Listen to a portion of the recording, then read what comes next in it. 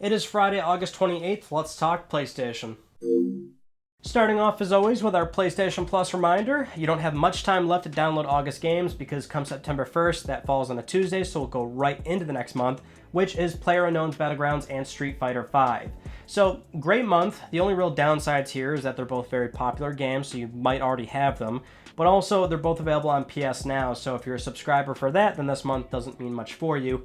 However, the past few months, generally speaking, has been very good for PS Plus. This is the one benefit towards the end of the PS4's life cycle where it seems like Sony's been giving out more quality software, and if PS3 and Vita are anything to go by, we'll see PS Plus support for PS4 well into the PS5's life cycle, about a year and a half, 2 years before they officially drop off that platform. But you would hope that goes as far as it possibly can, because PS4 games inherently will be PS Plus games on PS5 also, because PS5 can play PS4 games. So that's also pretty good indirect benefit right now, at least for PS4 games and the Instant Game Collection.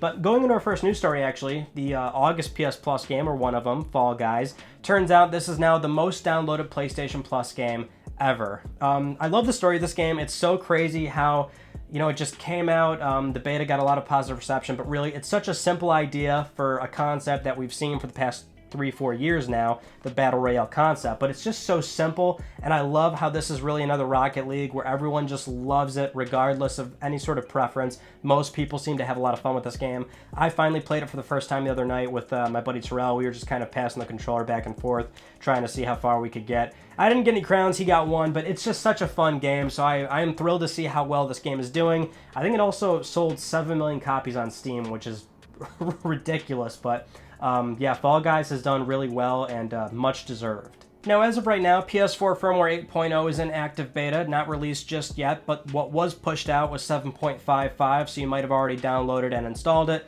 Nothing notable here, of course. It's just a minor update where it's system software stability, or however they phrase it nowadays. But if you do recall the patch notes we went over for Firmware 8.0, for that beta at least, mostly party chat fixes, changes, improvements, also a lot of things that seemed pretty weird and certainly scales back, I think, the functionality of party chat features, but we still don't have a date or any idea of when that's actually going to drop for everybody. Next up, just yesterday was Gamescom Opening Night Live with host Jeff Keighley, where, well, we knew from earlier in the week Ratchet Clank Rift Apart was going to be here with some uncut gameplay, and that's exactly what we got, about 7 to 8 minutes long of completely uninterrupted gameplay from start to finish.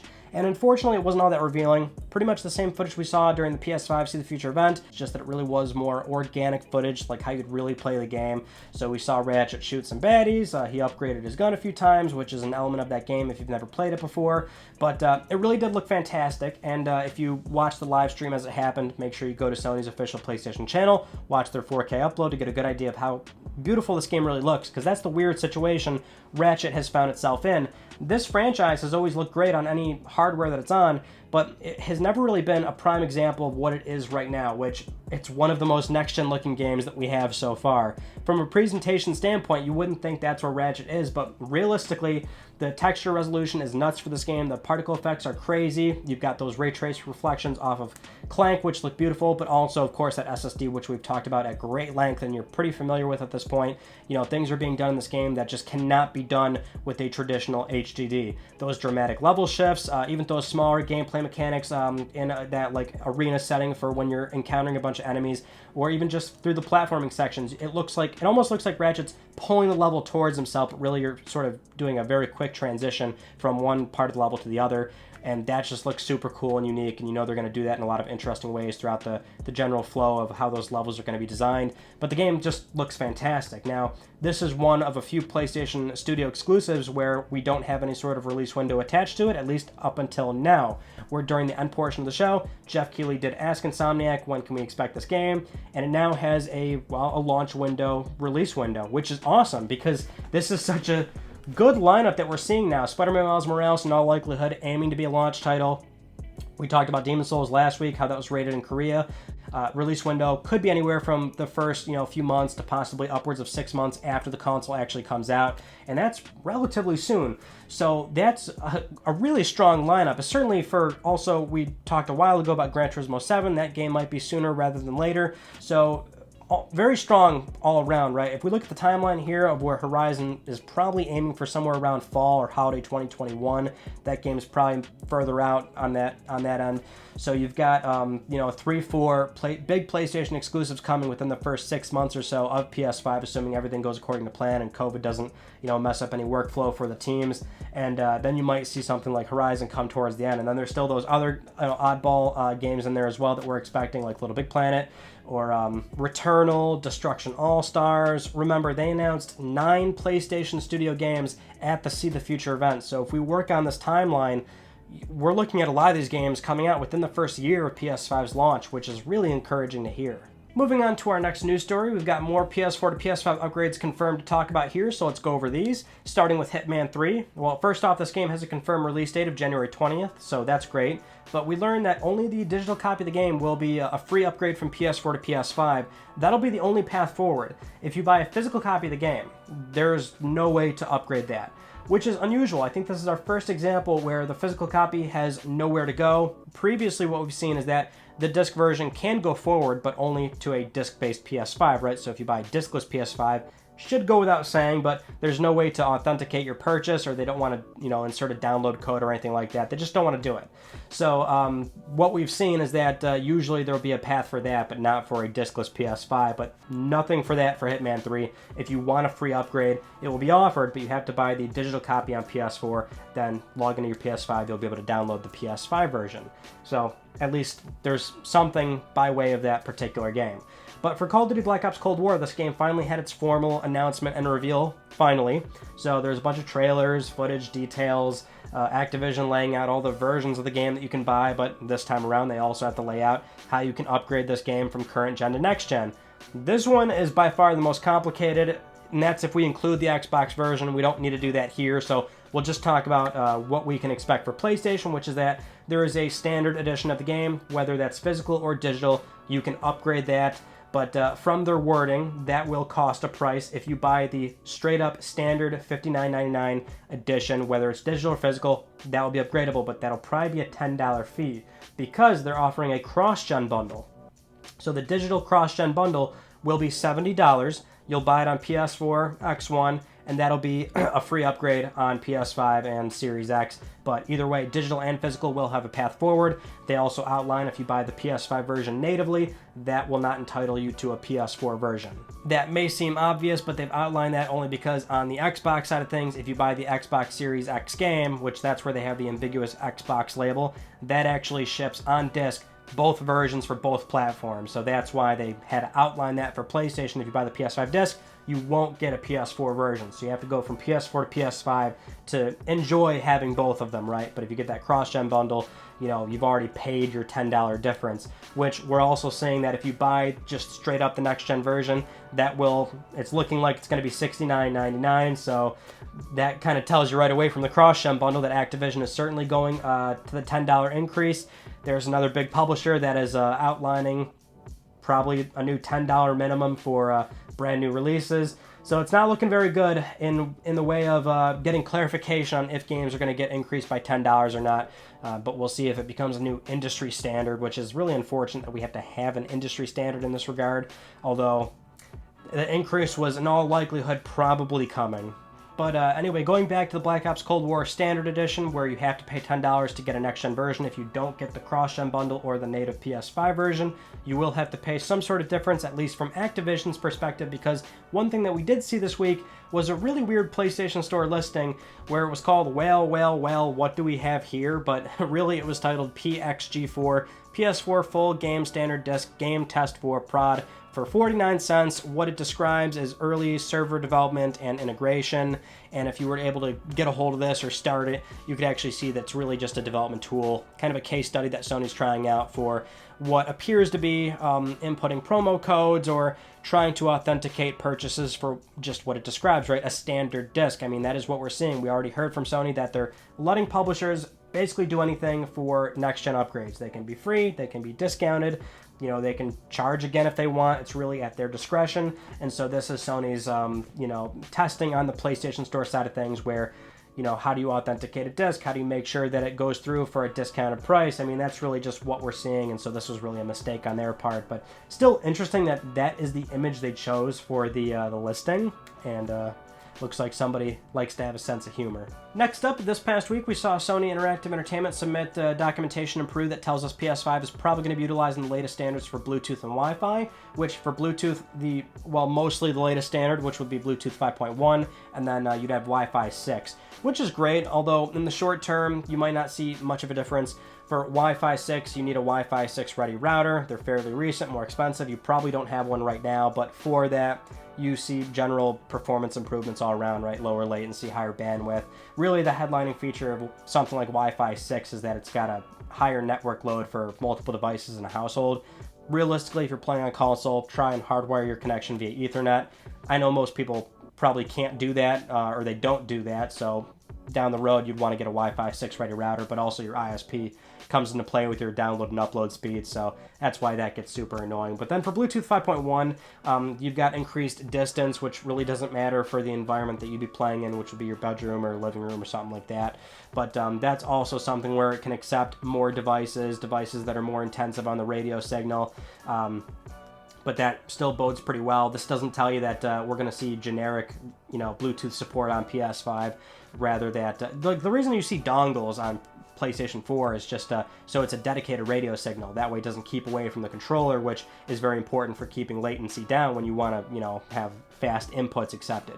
Either way, though, still great news that PlayStation 5 will be future-proofed in this respect. There is something to be said about an updated PSVR down the road that's truly wireless, but something like that will almost certainly command its own dongle, just so it doesn't interfere with everything else that PS5 might be connecting with, because, that is the benefit of 5.1, is that less interference between multiple devices, but, generally speaking, all around, it's just a performance improvement for the functionality. Now, onto our big development here. We are at the end of August. No PS5 price, release date, same with Series X, but Sony's taken their toes and dipped it into the water a little bit, because what they have just done recently on the US PlayStation site, and just US as of right now, no other territories as I'm recording this, but on the US PlayStation site where they do fulfill orders for consoles and games, they have opened a lottery system for when pre-orders do go up. So what this means is exactly how they're describing it, which is there is a limited quantity of PS5 consoles available for pre-order. So we will be inviting some existing customers to be one of the first to pre-order one directly from PlayStation. You will get an email when pre-orders start to go up, not exactly when they go up, but you'll get an email if you're selected, and if you are selected, that will be your opportunity to pre-order one from Sony. You will only be able to pre-order one PlayStation 5, doesn't matter if it's disc or digital, one system, and for accessories, you can pre-order at least 2 of each. So 2 DualSense, 2 charging stations, 2 Pulse headsets, 2 of anything on that front, but only 1 console, and it will be a lottery system because of limited quantities of PlayStation hardware. Now, how do you get an email? Well, it is technically still a lottery, so it's not nothing's guaranteed, but what they do say is that it's based on previous interest and activities with PlayStation. So that's very vague, open-ended, but presumably you have to be an existing customer, because the only way to even sign up to this is by inputting a PSN ID, and they will be emailing you with the ID associated with your PlayStation Network account. Now, here's the thing you have to remember. This is not your only way of buying a PS5. Just if you want to buy it directly from Sony, they're going to do a lottery system. But the way that they're basing it off of, activity for your PSN ID, that might imply, how many games you've bought over the years, how long have you been a Plus subscriber, possibly the look at trophy count. Who knows how they're going to determine that? Just that, hey, we see that this user's been on PlayStation and engaged with the platform before, whereas this PSN ID that was made yesterday is, automatically not going to get selected, right? So there's a certain level of fairness within what is still technically, in all likelihood, a heavy amount of RNG. But there will still be PS5s available at retail, Walmart, Best Buy, Amazon, wherever you want to buy your consoles. There will still be machines available by that way. It's just a matter of, now we're not really sure, how much stock allocation is placed where. This might imply that Sony wants to keep a lot of it from their fulfillment center, or the way that they're describing they have low stock, maybe just Sony has low stock. They have to ship out consoles everywhere else too. And so that might just be something where for Sony directly, that's how they'll do it, but you'll still be able to wait outside of a store if you're that adamant about getting a system day one, or, being there when it goes up on Amazon. Again, you have options. You don't have to do it this way from Sony. Sony, but I'm going to leave a link down below for US PlayStation Store account holders. If you want to go, put in your ID, make sure that you have a chance to purchase the system when pre-orders do go up. But as of right now, that's all we have. We have nothing else to go on. Now, we do have a new price and release date rumor to go over, and as I've cautioned previously with these things, they may sound very believable on the surface, but that's really because they're playing with numbers that anybody can guess. There's not a wide range we have here, but this is coming from the Chinese site MyDrive, where they claim PS5's global launch is November 20th, and that the Japanese launch is actually a week earlier, November 14th. The disc-based machine's $500 in the US, the digital machine's $100 cheaper. That's the same for all other territories. The accessories are priced par for the course, about what you'd expect, nothing really unusual, except then you get to the vertical stands. So normally the stands are never included with the hardware, so that you would think is normal, but for PS5 we can see that the stand is pretty vital for how this thing will sit in either orientation. This thing would not be stable vertical or horizontal without it, so you almost hope that that is included. It's kind of an expectation, I think, so it would be unfortunate if this was sold separately. And then you see Miles Morales priced at $40. That honestly is about what we should also expect for that game. While you may think it should be $60 or $70, that might rub people the wrong way for what is a game that has been fully transparent in being more of an 8 to 12 hour game, shorter than the last Spider-Man that we saw. But the big standout is definitely the global launch. SIE President CEO Jim Ryan has already told us that he wants this to be a global launch amongst every single territory. So to see the console launch a week early in Japan doesn't really line up there. However, we do have an additional report coming out of Video Games Chronicle where they claim, at least in the UK, Sony secured a large advertising budget for the week starting November 13th, implying that they might be aiming for launching on that day or shortly after. They also claim they have multiple sources in retail where they're expecting the console to launch mid-November, which would be November 13th, and that they expect Series X to launch the first week of November. Now, if we try to connect any sort of dots here, because there's not many, but we do have that Series X controller leak, if you remember, like 2 weeks ago, and on the box that was shipped for those controllers, there was a street date of do not sell before November 6th, and that implies that possibly that's also the street date for the console as well. So we could be looking at Series X first, PlayStation 5, the midpoint of November, but of course the article does make a point to say that COVID could still certainly change things, not so much in terms of manufacturing for the consoles, but just the logistics of actually shipping them out and making sure that there's a wide availability for all these different retailers and where you could possibly pick up and buy the system. Remember, there's so little wiggle room, like I mentioned at the start of this news story, to where, you know, it could be the second week, the third week, the last week. I mean, that would probably be the worst place to be for launching these consoles. But realistically, it's at some point in November, and we're only working with a handful of days here. But for now, at least, the closer we get to November, the more confidence Sony and Microsoft will have for finalizing those days, and we can put a lot of this talk to rest.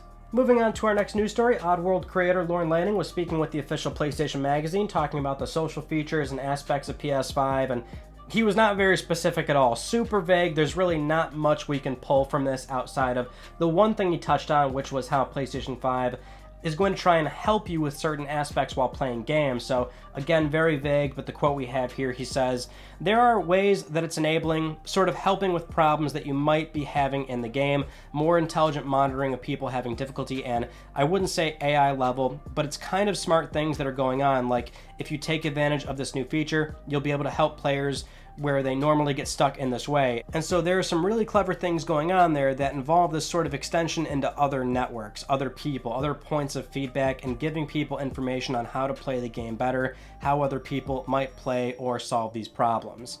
This is one thing I do have a little bit of knowledge on, and I can pretty much corroborate what he's saying here. This is an aspect of PS5 that is going to kind of integrate video guides in some way, shape, or form. I don't have a full understanding of it just yet either, and how that'll really look, because how do you choose the right video guides, or how do you choose the right information to solve whatever problem that particular player is having? I don't know what part of the SDK this is baked in, just that certainly there are social features being baked in, statistic features being baked in, and this helpfulness of the platform that Lauren is talking about here, this is a part of the platform. I don't know to what effect it will be available day one, or how much they'll iterate on this down the road for PS5, but it's certainly a part of the platform, and one that I can't wait to see how they actually do it. Next up, this past week, we had a tweet that went viral for highlighting a major problem on the PlayStation Store, and it's one that I've actually discussed here on a few videos, where discoverability for PSN is a problem when you're trying to find content that you may or may not like, and certainly when you're trying to look for brand new games that just came out. Mike Rose over on Twitter sent out this tweet saying, here's the experience of trying to find your own game on the PlayStation Store on launch day.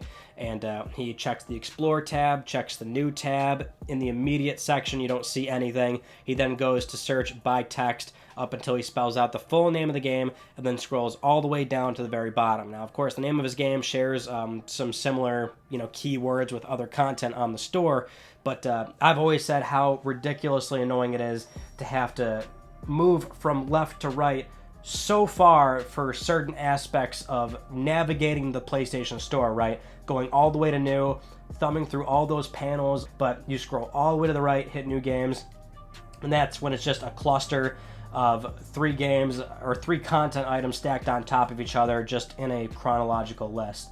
There's got to be a better way to do this. If I were an independent developer, this would really scare me. Making the game is one thing, but then trying to get it in front of as many eyes as possible is just another hurdle. And if you don't have the budget, if you don't have enough connections, you can release a game and this is the result. How many copies do you sell? A few thousand if you're lucky, but probably a few hundred. That's rough. And it's one of the major problems with releasing a game in what is nowadays a highly competitive market.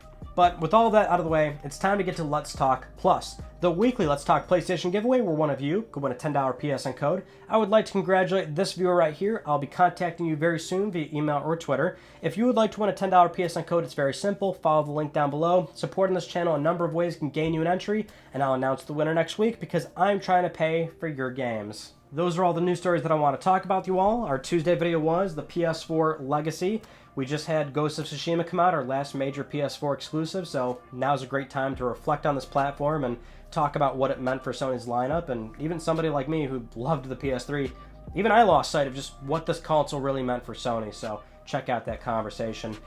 Coming up, we said this for August, but I guess now we'll say it for September, which is we'll stay vigilant for all this PS5 news that we're waiting for. Price, release date, the UI, the breakdown. We won't wait until Friday for these things, so we thought we had to do this for August, but now it'll be going into September, so same deal here. But for now, until Sony says something, we will follow our regularly scheduled programming.